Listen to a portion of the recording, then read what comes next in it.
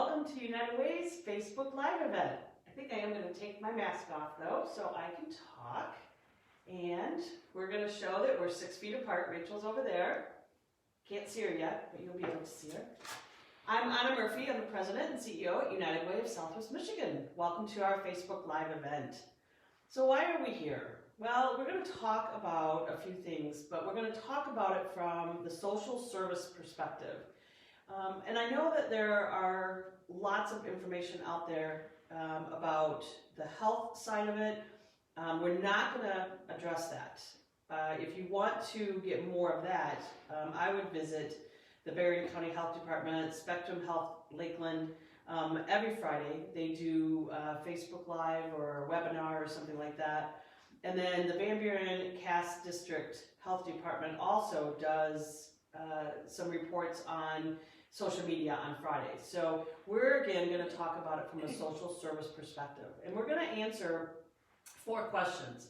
But so much has happened in the last 50 or 60 days. And so we thought it would be helpful to share some things that we know from that perspective. We're going to answer the questions. What do we know? How are we responding? What comes next? And finally, how can you help? And to help me with this today, I'm going to introduce Rachel Wade, our Vice President of Strategy at United Way. All right, so we're going to dive into some data today, as Anna mentioned, to talk about what is it that we know about the social service needs in Cass, Berrien, and Van Buren counties as it relates to COVID-19. So Michigan 211 has created a really robust data dashboard that provides a ton of information about people who are calling 211 and needing help. So that's the majority of the presentation today. So what do we know? From a United Way perspective, there are really 4 stages of how a community reacts to a situation like this. These are not scientifically, academically identified stages. These are just the ways that we talk about this in the United Way world. So the first stage is response. That's really where we've been for the last 2 months, where we're trying to meet the immediate needs that people are experiencing to help preserve their safety and their life. The second stage is recovery. That's the stage we're starting to move into, where we need to address the longer term needs that have been created by this pandemic. Then, as a community, we'll move into rebuilding, where we're trying to work to figure out and establish what the new normal is once the pandemic has gone away. And then the last stage is really moving into resilience. How do we strengthen the systems in our community so that the next time a crisis hits, hopefully not a pandemic, but some type of community crisis, that we're better able to meet that next challenge. So this first section, we're going to really talk about what we've been doing as we're in the recovery phase. So when we look at 211, 211 is a 24-hour free confidential information and referral service where you can literally just pick up your phone and dial 211 and get all kinds of information about social service resources that can help meet whatever needs you're experiencing. So comparing 2019 to 2020, you can see we have experienced an increase in the call volume coming into 211. The blue bar shows the non-COVID needs, and the orange bar shows those needs that people have identified as being related to COVID-19. It looks as if we've had less of the non-COVID need in 2020. That may or may not be true. The reality is we know that people were in need before the situation hit, but as you can see that we have seen an increase in the number of people who are calling for resources. So when we look at what types of needs are they having, that's what this graph shows. So it shows all of the COVID and non-COVID needs. It's really important to note that there were 225 different types of needs recorded, and those run the gamut from I need help finding childcare to I need help with money to pay for my father's burial, and everything in between. But if you look at this breakdown, you'll see that the top 3 most basic needs, food, housing, and utilities, make up more than 2/3 of the needs that people have had in the last 2 months. And that's actually pretty standard at any time of the year, that those most basic needs are the most prolific in our community. But if we break those out between COVID and non-COVID related needs, we notice a few things. So I mentioned that people in Southwest Michigan, a significant number of people already had needs before the COVID-19 pandemic hit. So about 42% of the households in Berrien, Cass, and Van Buren counties fall within our ALICE threshold. So ALICE stands for Asset Limited, Income Constrained, Employed. And what that means is that these folks they have jobs, they're making enough money to meet their most basic needs, but they have no financial safety net. And they often make too much money to qualify for most types of public assistance. So ALICE has really been hit hard by this situation because, as I said, these families had no financial safety net to get them through this difficult time. So 3 needs have really been exacerbated by the COVID situation, and as I mentioned in the previous slide, those are food, utilities, and housing. Again, those most basic types of needs that people have.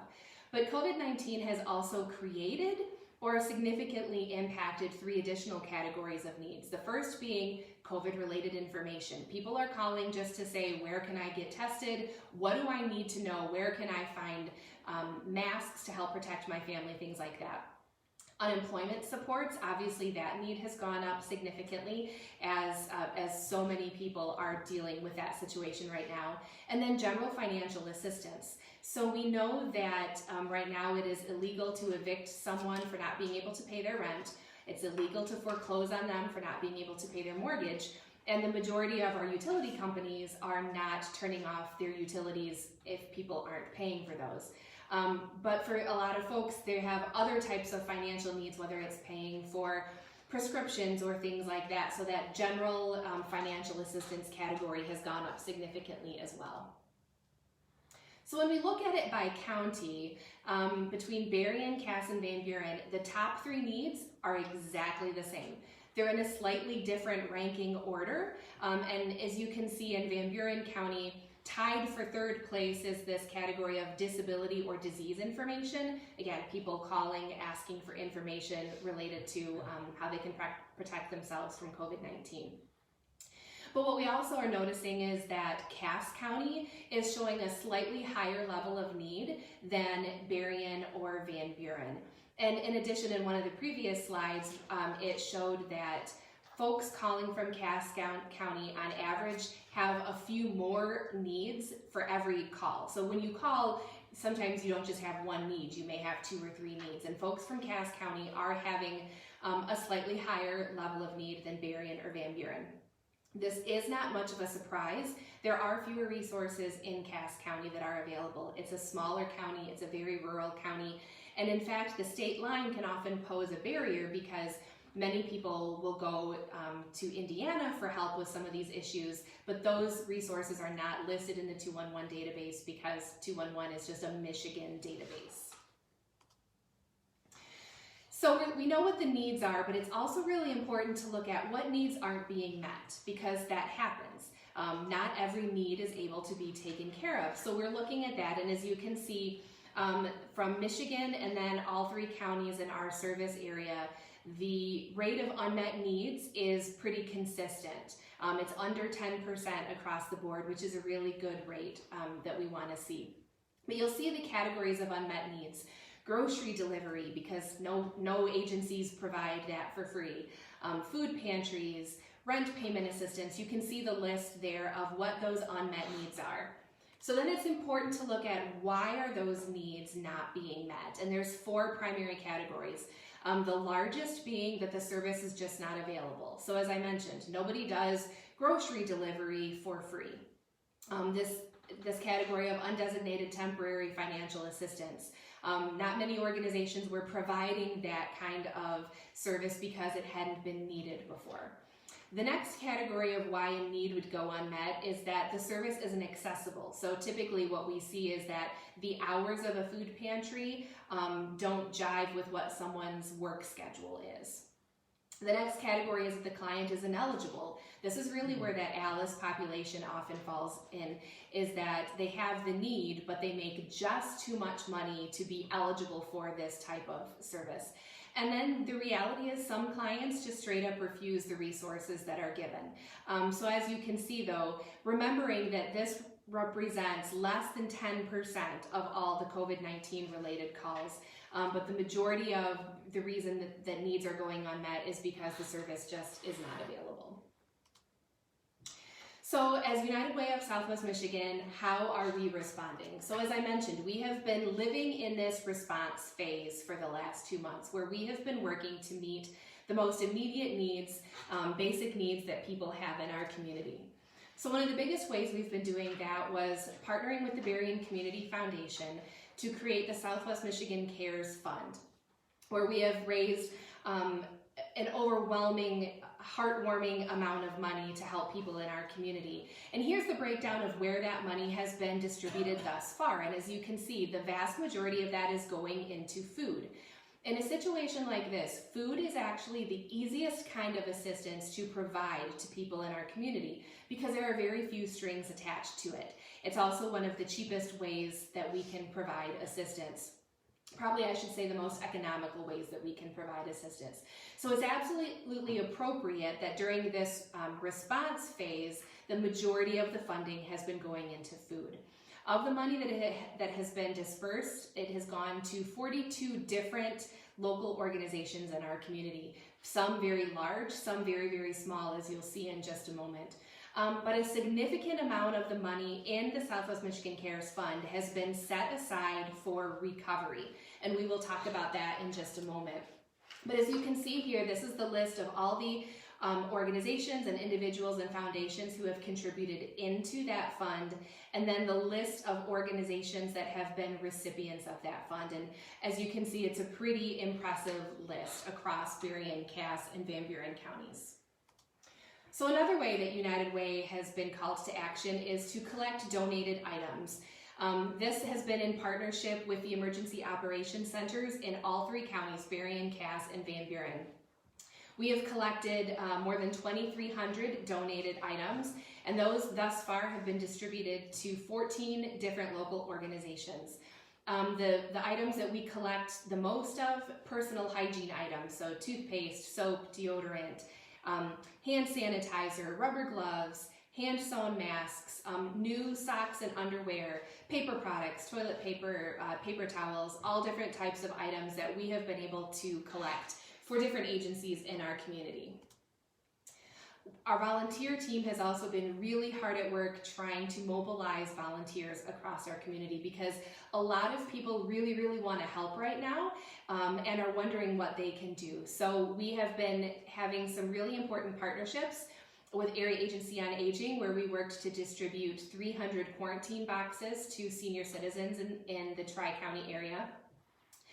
The Greater Niles Senior Center and Meals on Wheels of Southwest Michigan, we've worked with them to mobilize people to write happy notes, kind of greeting cards that can be delivered to people who are feeling very, very socially isolated during this time. So over the last 2 months, we have had 43 COVID-related volunteer opportunities. And we've registered that there are 183 people who have responded. But for a lot of these things, especially that note writing campaign, people didn't have to tell us that they were responding. So we estimate that more than 400 other people have also volunteered to help in their community during this time. And one of the last ways that United Way is supporting our community during this time is the support that we're providing to our funded partners and our collective impact partners, those organizations that we provide funding to. We just announced to them yesterday that from here until the COVID situation is more into the recovery phase, those organizations are able to use their United Way investments in whatever way their organization needs to. We know that nonprofits have been hit really hard by this situation and are really having to pivot the work that they're doing. One great example is the YMCA of Greater Michiana. They're no longer providing the preschool program that United Way provided funding to, but they have become a really crucial community partner in providing emergency childcare for our essential workforce. So they are now able to direct their United Way allocation, as an example, to support work that they've had to do now in response to COVID-19. So we're very, very proud of our staff and our board for supporting moving in this direction and allowing our partners that flexibility to do what they need to do to survive in this situation. So that was a lot of information about what we know and how we're responding. But what comes next? What is out there in the horizon for us? So I mentioned that we are starting to move into this recovery phase where we're starting to have to think about what are those longer term needs that are now springing up as a reaction to COVID-19. The first is housing and utilities.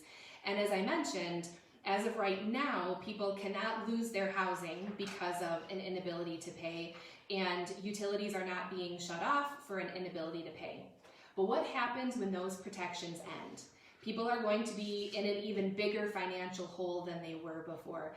So we anticipate providing a significant amount of the dollars from that Southwest Michigan CARES Fund into these two types of assistance, housing and utilities.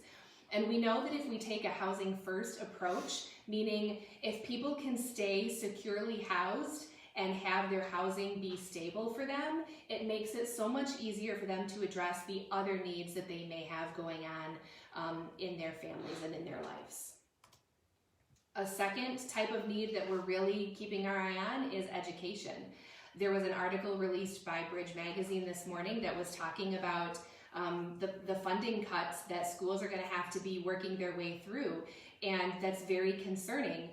We already know that our schools have not been funded to the level that they should be, and now they're, instead of getting an additional investment, which was what they hoped for every year, now they're going to have a really significant hit. So not only are we looking at budget shortfalls, but also what are students going to need in terms of summer support. The remote learning, our schools across Southwest Michigan have done nothing less than an admirable job in responding to this remote learning. But what are students going to need in addition to that to help support them over this summer? So now Anna's going to talk a little bit about the ways that folks in our community can help. Nope, I'm going to talk about ways that folks in our community can help. Sorry, I didn't have that note in front of me. This is what happens when you do Facebook Live. So one of the ways that people can continue to help, continue to donate items. As I mentioned, we've collected over 2,300 items, and we can always use more. Here's the list of the types of items that we need. As I mentioned, clothing, personal protective equipment, hygiene items, those are always really important. And here's the information where you can donate those items. Here in Berrien County, you can do that at our office in St. Joseph. And in Cass County, the United Presbyterian Church is the place where you can donate those items. Across all three counties, there is still a significant need for homemade masks, like this. Every social service agency, as they look at what their re-entry into work plan is, as they're starting to think about bringing their staff back to their workplaces, they're all going to need these masks, and that's something that we're really trying to help support across all three counties. So here's the information for where you can donate handmade masks to help support organizations in your community. It's also really important to just do whatever it is you can to help provide support during this time. The Southwest Michigan CARES Fund is always accepting contributions from folks in our community. You can go to the website, which is southwestmichigancares.org, or you can text to give. You can text SWMI CARES to 41444. It's also really important to advocate on behalf of 211. So tell people in the community about 211. If you know someone that's struggling, if you know someone that has some type of need, please tell them about 211. As I said before, it's literally as easy as just picking up your phone and dialing 211. And then there's still opportunities for people to volunteer, whether it's continuing to write cards, whether it's helping at one of Feeding America's mobile food pantries. There's always ways to volunteer, so you can find that information by going out to our website and finding those volunteer opportunities. Now, I'm going to pass it back to Anna. So as Rachel mentioned earlier, there are those 4 stages of community reaction. She talked about response and recovery, and we want to just emphasize a little bit about rebuilding and a little bit about resilience. As she mentioned, that rebuilding is establishing the new normal when this is over, and you know, we don't know what that timeline is, and I think that's where a lot of concern comes from, because we just don't know when to be preparing for that. But nonprofits have been hit hard, and they need to play, and they will play, an important role in rebuilding our community. Needs have increased while a lot of revenue has decreased. And our industry, just so you know, makes up 10% of the Michigan workforce. And that's the same as tourism. Think about the organizations that get most of their money from summer events. Well, most of those events, if not all of them, have been canceled. This will take a sustained effort from all of us. Nonprofits will need your continued support through this year. In fact, they'll need the most support of our community has ever given. In a recent Michigan Nonprofit Association webinar, there was a quote, and it was, "This crisis has shown all of the cracks in the system." And yep, we are seeing all of the cracks. And that's what we're here for. We're here to help rebuild from those. And that's why now we also need to focus on building the resiliency to strengthen our communities. And it's also the resiliency of in individuals as well, so that they can be a part of those communities.